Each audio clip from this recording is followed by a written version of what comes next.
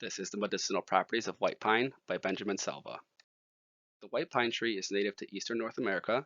It's been seen to grow as tall as 70 meters, and it typically grows at a rate of 1 meter per year. It's distinguishable by the green needles and pine cones it bears on its branches.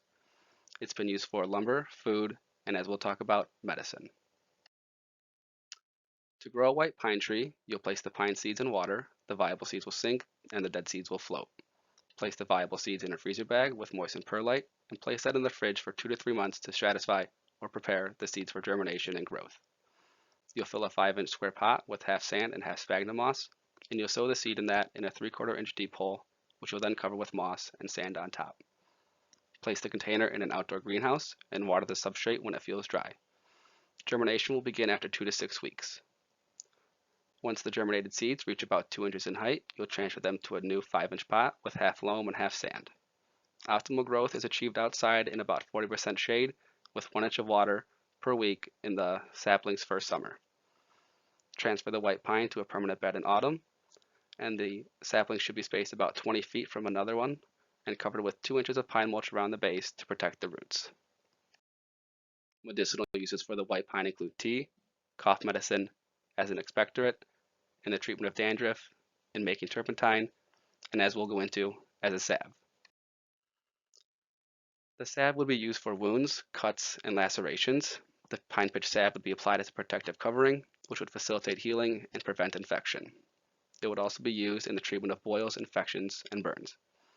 Most notably, indigenous populations would use the salve to successfully treat infected wounds, boils, and even tape or roundworm infection due to its antimicrobial properties.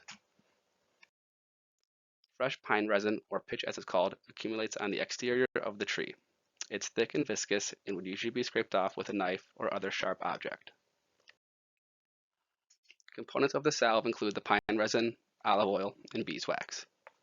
You use 1 part resin to 2 parts olive oil, so we'll be using 1 tablespoon of the resin and 2 tablespoons of the olive oil.